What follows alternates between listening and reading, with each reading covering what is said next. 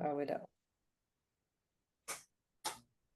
Hello, everyone. Welcome back to the Ayurvedic Therapist podcast. Today, I have such a beautiful guest with me, Osi Mizrahi. And Osi is the founder and visionary behind OSI Oils. Thank you so much for being here, Osi. Yeah. Welcome. Thank you so much for having me. Of course, I'm so excited about this conversation. I My just gosh, yeah. I was like, oh, let me just say Ah, before. why not? Let's get all the senses ready for this conversation. And um, your company is such a sacred wellness brand rooted in Ayurveda and ritual and the art of coming home to oneself. And, I was reading about you, and you're such a great healer and author and a guide who brings over 30 years of experience in yoga, Reiki, Kundalini, Ayurveda, and intuitive arts. And recently you have written a book, and we're going to talk about that later on in our podcast episode. But I want this episode to be all about everything that you represent with your oils, the self-love, the self-healing, the sensuality. And you and I were kind of having this conversation before about women's empowerment. And as Yeah. we step into this new era of, this is of course not new, like this is ancient stuff, like the Egyptians Mhm. were doing it, the Persian queens were doing it, and now we're kind of like remembering as women who we are. And I find all of these modalities of Ayurveda and the oils and the sensuality has so much to do with our core empowerment and the way we're supposed to be powerful. Yeah. So um, can't wait to have this conversation with you. True. Yeah, Um, super exciting to be here. yes. And so I know that your journey began on a farm in Israel, surrounded by nature. Mhm. And since the sense of being rooted in earth seems to flow Mhm. through everything that you do. Yeah. So please share with us, how was your big early beginning? How did you get into all of Yeah. this? And Yeah. uh, You what know, what whatever you want to tell us to get to know you better. sure, sure. Thank you so much for having me. It was, the conversation we had previously really made me feel like I'm talking to another sister from the same kind of lineage. If you look at my DNA, I do have Persia in it, North Africa, Middle East, and you mentioned the queen and goddesses of our time. 4,000, 5,000 years old, like Ayurveda was really ointment, which is like was done for the king and queen. They will oil their body before they go in and serve their people. So this practice actually was really done for the queen that we are, and I'm just bringing back the 5,000 years old medicine and beauty rituals and sacred rituals that were used by our ancestors. For me, the whole thing, if I would go back to my childhood, I did grow up around a farm that really impacted my life. I grew up with a dad who really was so knew the land and would take me on anything with nature, from the ocean to riding the bikes to, cutting the fruit of the cactus with a knife that he had always, a Swiss Army knife in his pocket, to my grandmother, Rose Garden, which I talk a lot about in my book, how it informed me, because she would attend to the roses like there were, they're the most important part of her garden. And roses are, you have to worry about the little bugs, and you also have to be, when you cut them, you got to make sure you don't get cut, because they're like, they can be, right, you can get cut by them if you cut it the wrong way. And she was like, the way she tended to the roses, she had like it's so hard to keep roses. You need a sun, you need to make sure there's no bugs, and it would eat your rose. And like the whole thing was like a whole, spending time with her afternoon in the garden was really informed me on how important for us, and I would say even especially now more than ever, is to root back into our ancestor medicine and the things that we learn to do, and we can bring it home again.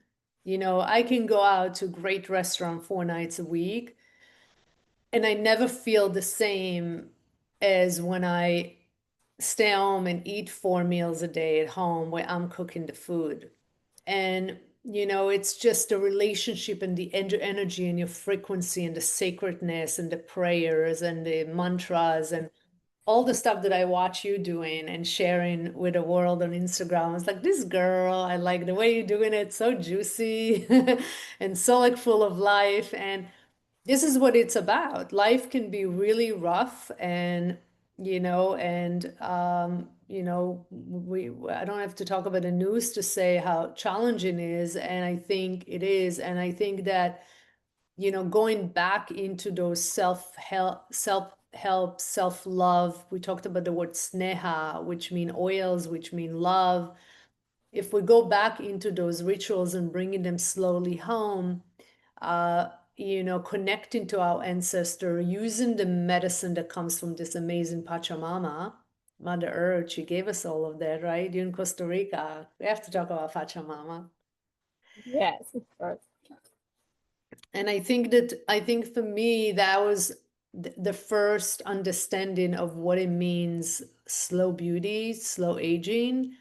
What does that mean to really use the alchemy of the herbs and nature, that we can actually transform it into potent medicine to either help us with the moods or to help us with the nervous system. Anti-aging, I really do believe the whole movement of anti-aging, it really, truly, I believe it comes within. It's like, what do you eat? How do you sleep? How do you talk to people?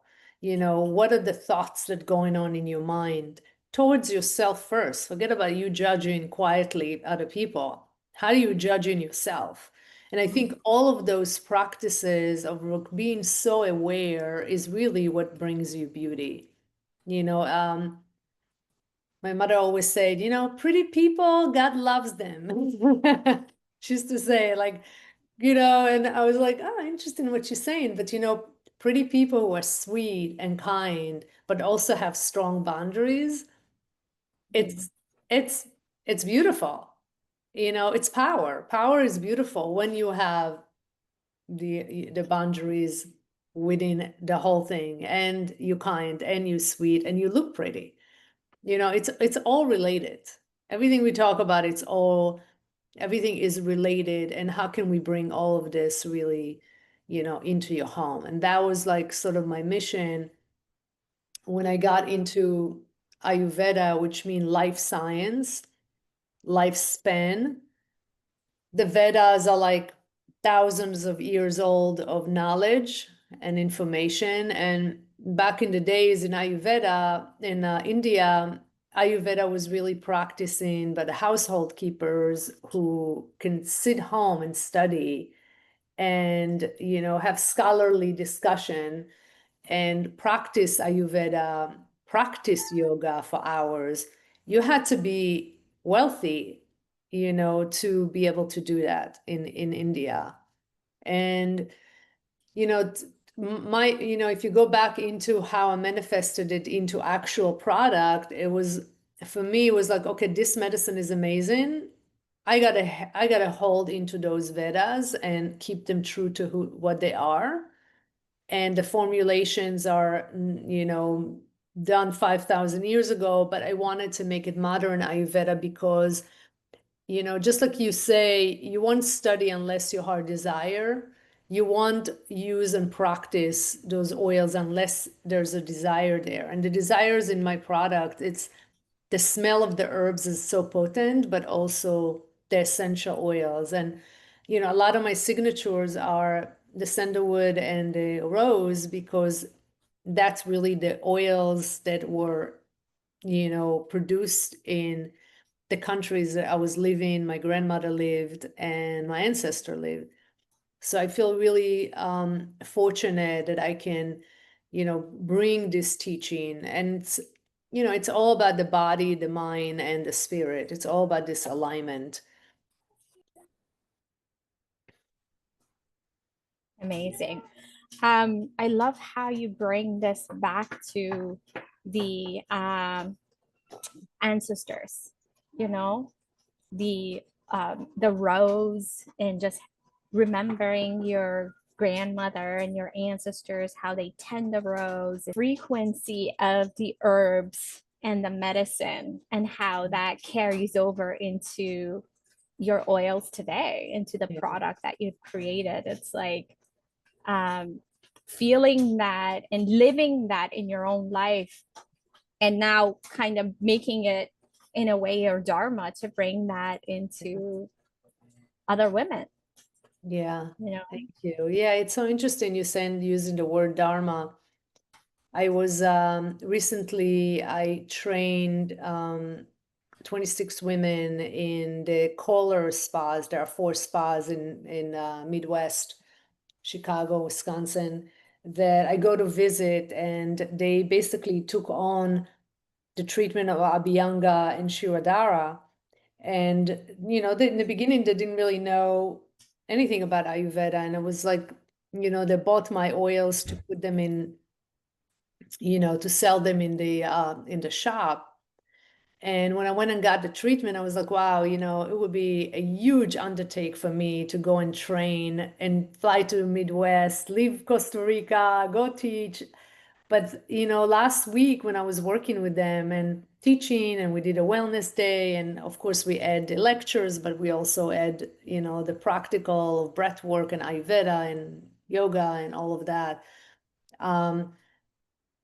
I sat there and I was like, it's so amazing how actually my Dharma was like everything that I study for 30 years, I'm actually using it with these beautiful people who are about to give those treatments to anyone who visit their hotels. And it felt so much that, your Dharma is almost given it to you, from the beginning, and there are things that are placed on your path, and then everything sort of came together. And when I was working and teaching, I was like, wow, all those things that I learned, it never goes to waste, Mm. and if you go in my book, and which hopefully will be published soon, it's getting there. I'm really excited. It's really all about bringing the home within. It's really all about our ancestors, and how do we choose as women to do it different right now? How do we choose to take a different path that is more modern Ayurveda, modern relationship, way of uncoupling, all those big words that are coming is like, how does that really works for you? How do you do it for you? And can you share what works for you with the world? Wow, yes. I mean, dharma is like, it can be such a big word, but it's like what resonates in your heart. For me, it's like I know the next step that is the right step for me, whether it's in my life or my career, or this work that is going out into the world, and just following that, and it has this beautiful way of blossoming, right? Like a flower. So Totally. um, so you were just going back to the word sneha. You were talking about sneha.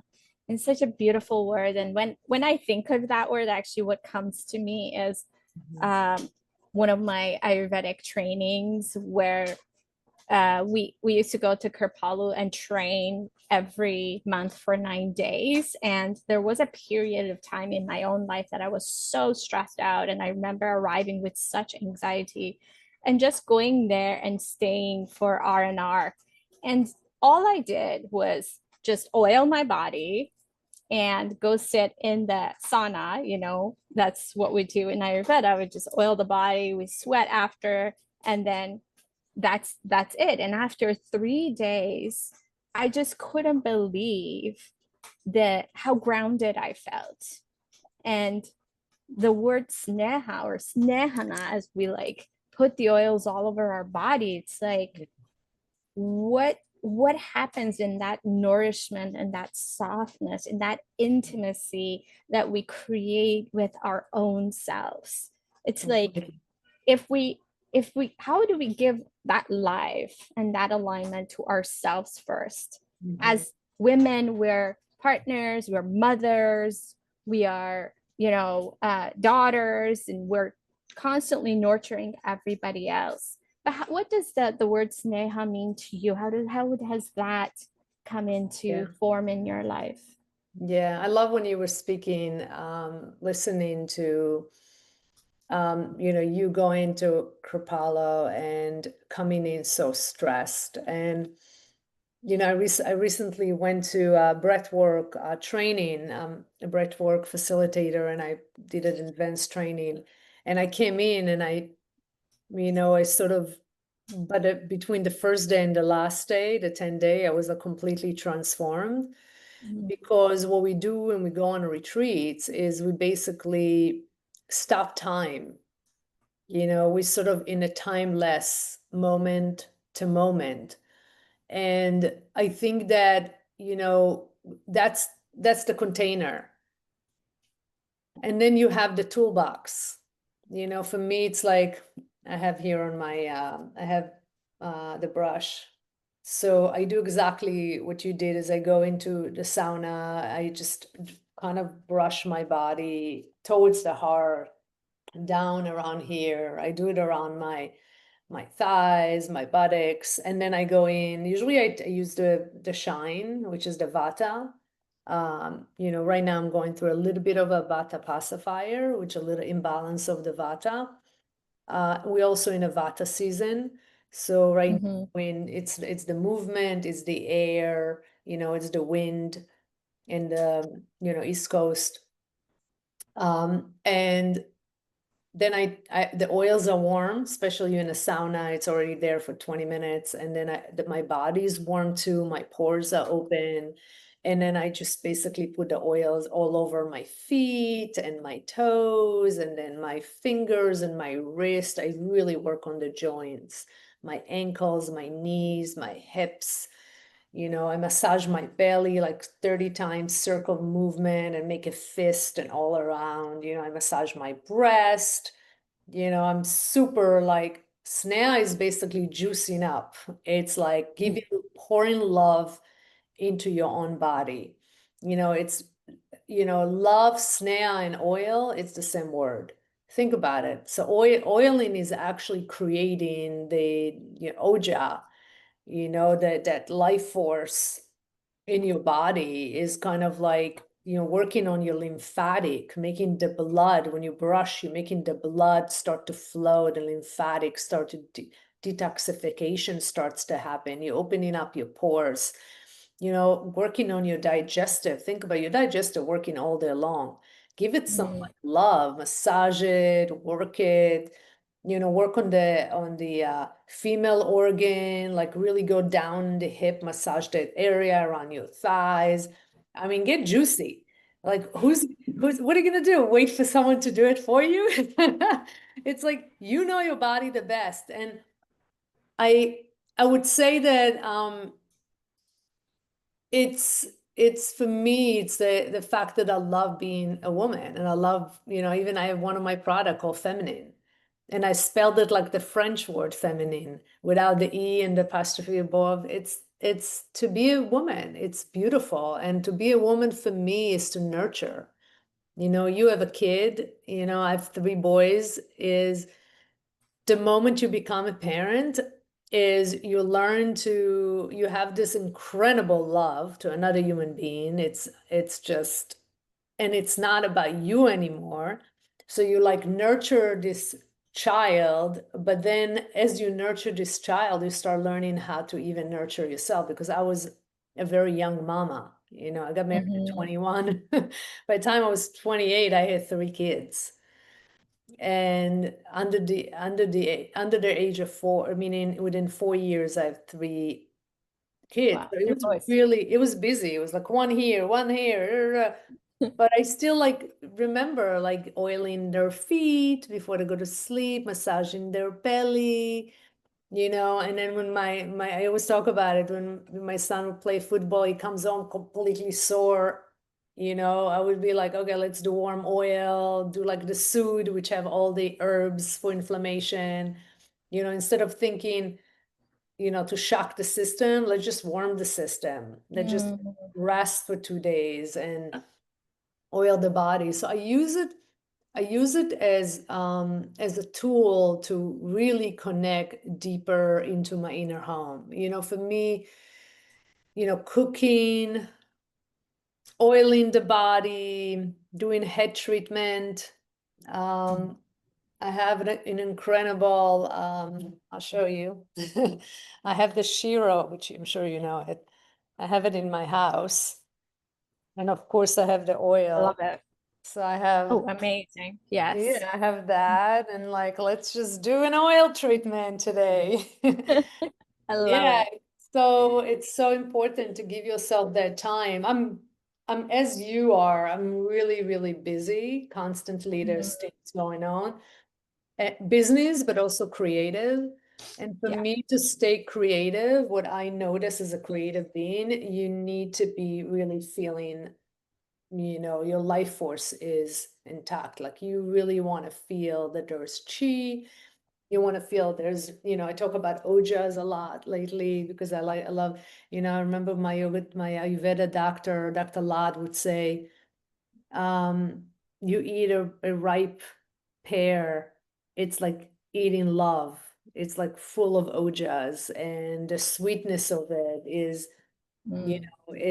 it gives you this juiciness and this life force. And so for me, everything is about all day long is about how do I balance my day.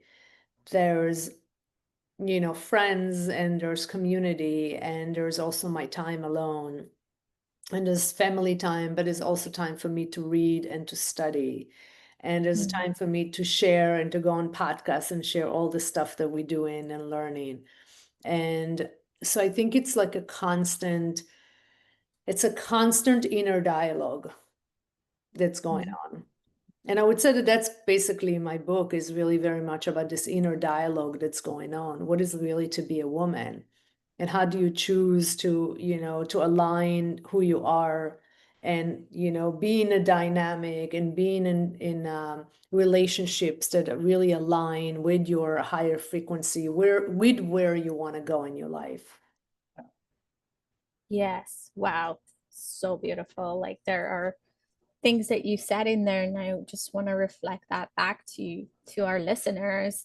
One thing was you were saying just get juicy, like get in there and like give your body the love that it deserves. What are you waiting for somebody else to come and do that for you? And I think that is really, really important point. I was kind of listening to this interview the other day, and the subject was about codependency, and I think codependency is a big one for us women because since we are small little girls, we're told to be nice and take care of everybody else and be quiet and go to the corner and not to be do this or that. And so that's how codependency develops. And so as women, we wait, oh, when is this prince going to come and save me? And, at least for our generation, all Yeah, the there is Disney no movies. prince. There is nobody gonna save you.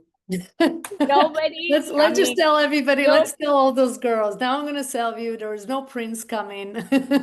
no one is coming to save you. Yeah, Only really you love yourself. yourself, and then you might be lucky and meet a guy who's a friend or a partner who's a really good friend that that Absolutely. that's really, be friend to yourself first, and then you'll find. I love what you're saying about codependency.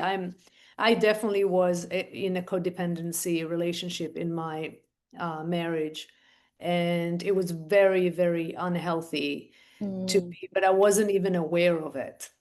And I think they talk a lot about it in my book because it's sort of a self-help book, but as the stories of my grandmother and, even the story of her escaping Syria mhm, and the dynamic of a codependent with her husband, where she need to stay behind to watch their house or their money, or did she really chose to do it by choice? And there's such an unhealthy dynamic of what our role are we playing right now as a woman, and how do we get into dynamic and relationship that really not healthy for us.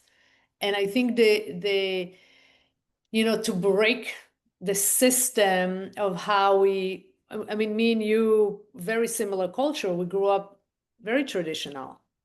mm, Our culture, women are very traditional, and there is a lot of patriarchy in our tradition. And not to say that I don't think that the family unit is important, and not to say that I don't think marriage is great, but I think that marriage is really and relationship really require a high level of communication and mhm, taking care of each other, but also be able to have your own individuality within the relationship. And it's not power over, is allowing two powerful people to being fully who they are.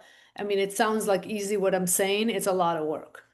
And the yeah, moment you realize you in codependency, you kind of, the point is you losing yourself. And what I love about all the Ayurveda practices is it really remind me and take me back to who I am. mhm, I am Ayurveda. I want to believe and I want to live as I am Ayurveda. So for me, it's how do I get up in the morning? For me, that's even sneha. I can get up in the morning and boom, going into full force, starting to write letters and emails and replying because I'm working with Europe and I'm working, with Israel. It's like, how do you do all of that or you can get up in the morning and, I mean, even going to sleep for me, I put like ghee on my feet with a little shadvari. That's my ritual right now. When I get up in the morning, I first go to the bathroom, I tongue scrape, wash my face, go to the bathroom, sit down, meditate, like quiet. Like I got up this morning super early and I was like, oh my God, the sun's not even almost like I can see the sun's coming out and it's just so nice and quiet. I love those quiet hours. And just to sit with those quiet hour in your bed and meditate with it. Doesn't have to be rigid. Just sit comfortably in bed, enjoy like with the sun coming up. Those for me are self-love. Um, Going mm, back to reading a book, like we don't even have time to read a book. Like, yeah, that for me, even that is a sneha. Like really taking the time to do that. And then the belly massage, a breast massage before I take a shower. I might oil my head, and I constantly, I constantly keep that inner dialogue of health.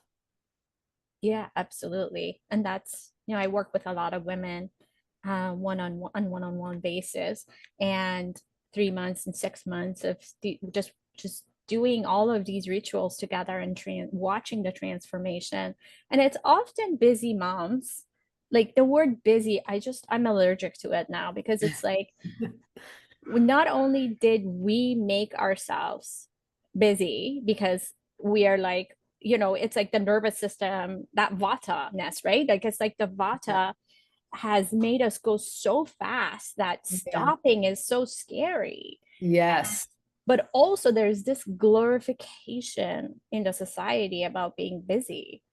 And it's like, I literally have had people say to me, how dare you, like, you're you're taking the time to go, like, how can you take the time to go for a walk every morning or do all of these practices? It's because I have put emphasis on it, because I actually don't, like, there was a time where I enjoyed a glass of wine or whatever, and there's nothing wrong with that, but Mm.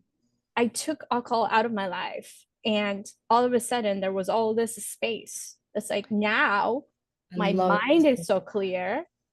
Now I spend the time that maybe you all get together and drink. I will do my ritual for myself, and I couldn't be any happier. And it's not that I don't have my community and I don't have like-minded people, but it's almost like I have to fight to Yeah, like have that. I And it's love just that you such shared a, that. yeah, it's such a not normal thing right now in our society, at least in the West. Yeah, And I just want to mention that, yes, just watching and just kind of coming outside the box that we've been trained to be in. And yeah. these women just being like, actually, I could wake up half an hour early and Hmm. take the time, just sit in my bed and breathe and Hmm. meditate. And it's changing my life. Like something as simple as that, or like Exactly. have the oil right beside my bed and just smell it. Like we know Mhm. in Ayurveda how sense organs, they're the doorways into our being. And so instead of getting up and looking at 100 messages, which is Yeah, kind of like inviting 100 people into your bedroom first thing in the morning, totally. Oh my God, I love that you're saying just that. 100%. right taking 2 minutes and giving yourself love, pouring that love into yourself, just the beginning of the day and the end of the night, and watching your life transform. Because going back to that codependency thing, in that interview that I was watching, the I think it was the author of Eat, Pray, Love, and I love that she said, and Elizabeth I Gilbert. just, yeah, and I just remember uh, not exactly what she said, but it was something like codependency is when you pour everything you have and give everything you have to the other person, and then Yeah. you sit there and go, okay, now like give me something, and then you get mad when the person doesn't give you back what you expected, and it's like, Yeah, and then imagine that you grew up in a patriarchy home and you basically like supposed to do it. And that was like, I got married 21. That's what I was like looking at the wall. I was like, yeah, wait, what? I have to take care of this human being and poured everything into that. And then you're like, it's beautiful, it's great, but it needs, but then then that there's some sort of like pouring and then what? and then what? Yes. Why Right. not pour all of that love to yourself first? Once your cup is full, once you are filled with love and Yeah. care and alignment, Right. then it's going to pour out of you for Yeah. your children, for your husband, for your household. It's a Yeah. different kind of love. It's a Yeah. different kind of giving when you're full rather Yeah. than when you're empty and you just are a mortar and you're just sacrificing this and that. Hmm. Um, and so I think that's the core of like Yeah. self-care to me. Yeah. Yeah. Well, you're making yourself a priority. And I do remember when I was little, and if I would be like, taking care of myself, doing my hair before in high school. And I remember had a comment in my family, like, who do you think you are? Like that kind of comment Yeah. of like, oh, you're selfish. Mm-hmm. And I think I really did like myself as a kid. I liked myself. I was happy. I used to look, I sing, I take care of myself. And it was like that comment was like, wow, interesting. It was like I had to process it of like what is selfish or it didn't really registered. And you can take away the people who have that nurturing quality. I'm very maternal. It's not, no one can take it away from me. But I think what I learned is that the codependence, since you kind of went into that route, the codependency it's a really dangerous field because then you expect other people to do it for you. And I think that's the catch 22 because no one's going to do anything for you. And you shouldn't really grow up as a woman thinking that. In a way, it's so good to think, well, I can take care of myself and I am self-sufficient and I am going to go and I mean, I can totally entertain myself all can do yoga for practice for 2 hours and do the sneha and then teach online and then go for a walk. And right, it's a constant, you pouring out, but you also pouring in, and it's Yes, equal energy. absolutely. And it's a different kind of vibration when you Yeah. do it that way.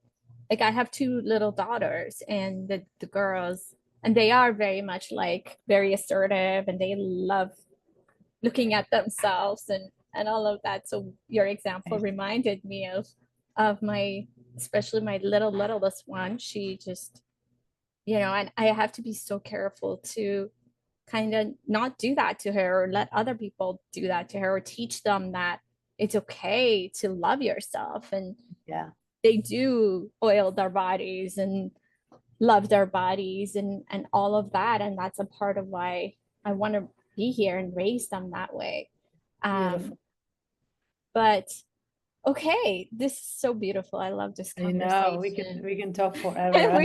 we can talk forever, but I just wanted to mention that with your oils, I love your oils. I actually got to know them in Nosara Yeah. because I see them on the shelves on the stores and in the stores. And then we have this little story of you stayed at my house at one point, and then Good. my property manager was like, "Oh, the lady who's at your house does what you do." And I'm like, "Ayurveda?" Like that, there are not too many people that do that. So I looked you up, and that was years ago. And so here we are, all these beautiful So intertwined lucky. Yeah. stories. But your oils are beautiful, and I want to just mention that you have gracefully offered our listeners 20% off with the Definitely. code therapist20, which I will also leave all the links in the code Perfect. down below. I just wanted to mention that before we forget. Um, And we just added an and yeah. essential bundle, so you can have the belly oil, the breast oil, and the yoni oil. Oh my So gosh, amazing. yeah, so I just created all those three, and I thought it would be great for women, balancing the hormone, great for intimacy, great to check your breast and massage it, great to be in tune with your belly, your second brain. Hmm. And that was really my intention. So yeah, if they look, they can get a 20% off right now, which I'm really excited that you're able to share that. Thank you. Amazing. Of course, it's our pleasure. And yes, I love that, like the belly oil. I talk a lot about, like you do, the gut being the second brain, and it's such an important part of our life. And also when we do oil our body like that, it's the nurturing that we give the lymphatic system, because the lymphatic system does not have its own organ to move it. And especially for women, I love that you mentioned the breasts, because when do we ever touch our own breasts? Like Yeah. we have babies and then that's it. And that's why, there's all sorts of problems that happen around the breast area. So using the oils around your breast, really massaging them on a daily basis, like giving yourself that kind of love, is so, so beautiful and important for your health. Yeah, and you have a lot of lymphatic nodes around underarms, on the side, around the Yeah. breast, all around here. So, stimulating, really. That's why, in fact, you're talking about women and having their issue. That's why actually women, if they have cancer, they're going through radiation, they're taking medication, you don't want to ignite the lymphatic at that point, because Mm-hmm. now we having an issue. So you want everything to come down. But if you're healthy and you want to stay healthy and you want to really have a relationship with your breast and really get intimate, if something is off, you'll know. When you touch your breast, you'll know something is off. You'll feel it, or and being and then keeping it healthy by massaging your breast and activating and releasing toxin is a very important practice in Ayurveda. Yes, absolutely. Um, I love that. And uh, just wanted to bring our conversation to your new book. that you're going to release Yeah. soon. It's called Desert Flower. Is that right? It's called desert flower. I'm making sure it's not taken. It's kind of like, but it's basically the notion of bringing um, bringing everything home. It's about a journey of broken open and coming into wholeness. Sometimes we do need to, it's like our container. We talk about Kabbalah when the container is cracked, there's opportunity for more light to come in. And if you see people who go through a lot of struggle or suffering and they go through it, there's Mhm. something on the other side that is a lot more, that the container is expanding, there's more light to share. So every challenges in our life is really to cultivate more light, and nothing is done to us. That's the part of not being a victim and breaking the codependency pattern, is like really realizing how powerful we are, as especially I talk in my book to women. And how do we tap into our highest frequency, and how do we share once you realize, okay, what is broken, and I need to go into the brokenness and then come up into the light. Beautiful. Yeah. Yeah, I love that. And I mean, I can relate to that myself so much. And so I can't wait to read your book. Thank Uh, you. Yeah. and okay, so I think that a lot of us women, especially, are longing for that resiliency and reconnection now to our soul. Yeah. And your book feels like an invitation to remember what we can root into, that we can root into these rituals and ancient practices of beauty. And whether we're in our hard seasons or we're on the other side of it and we're going Yes. towards ojas and sneha just Yes. bringing us out of that and rebuilding our empowerment as Yeah. women. Yeah. um, And I so really love when you were sharing how when you went and got the treatment and you slowed down, how you felt so grounded and healthy mhm. and connected. And I think this is really where the power comes from, when you really started to really feel connected and healthy and slowing down. What Ayurveda did to me, for me, is I'm a manifester, but you can't really manifest if you're not grounded.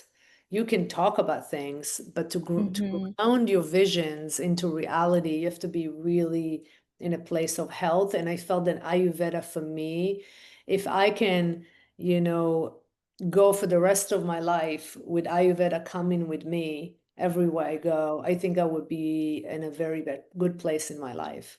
So, that is super important to remember, is take those tools, practice them, use the oils, have good conversation that coming in, be really selective what you watch on the news. Like really the external can take you off your path. Understand that every challenges in your life is to make you a better human being, to make you go through the correction that your soul need to shift the mind state. It's all about that. And my book have all of it. The body, the mind, the spirit. It's definitely about, resilience but being rooted in wisdom. Yes, beautiful. Couldn't have said it better myself. That's so important and so beautiful. And I love that. Yeah, I mean, Ayurveda is what has uh, always has been the strength and the pillar that I needed to go back to, whether it was in my 20s, just getting to know what Ayurveda is and studying it and kind of starting to build my life, or all the stuff that has happened ever since. It's like because of Ayurveda, I've had this foundation to go back to be Yeah. grounded, to pause, to not be taken away. Because things happen in life, right? Like we go up and we go down and all of these things happen. But if we have that sensation of like going back to Pachamama, having our roots in Pachamama, having a sensation of groundedness, Yeah. then life blossoms in a different way. And I love that you mentioned that you're a manifester, and that's human design, by the way, for those who don't know what we're talking about. I'm a generator, of course. So like I wake up and I'm like, boom, boom, boom, boom, generate to the point where I have zero energy left. And then I go to sleep, and it's like these practices that I have, and then I wake up with like the sunshine. Yeah. I love Well, that. I think I'm a generator also. You're a And manifesting generator. yeah, I have and I think that to generate the way to manifest is through to be generator. I really do believe there's a link between and I do have an oil called Manifest. Oh, I love that. Okay, I have to look into that. Yeah, it's my sandalwood oil. Yeah, yeah. And I have it in Harmony and yeah, in Harmony Hotel and in the bookstore they carry the product, but online you get it pretty quickly if the US, and now we ship into Europe as well. Super Beautiful. excited. Yeah, and yeah, and I will when I have the link to Amazon for the book, I'll definitely share it with the audience. Amazing. Can't Yeah. wait. And thank you so much for this You. beautiful conversation, Osi, and to reminding us that love and self-care aren't luxuries, but they're medicine. It's a part of our life. And this conversation has been such a beautiful reminder of what it means to slow down, to touch ourselves with love, to pour back into our own being, and to see oils not just as beauty, but as healing, as medicine, as a part of who we are. Yeah. So Thank good. you. What a great joy to be around your energy and you know, you have so much love pouring from you and so much juiciness. I'm like love being in that environment. So thank you so much for including me. Oh, same here. Thank you, Osi. And I'm Yeah. sure we will do much more work together. Yeah. I can feel that. Yeah. We were talking So, about possibly a retreat together in oh my Costa gosh, Rica. imagine that.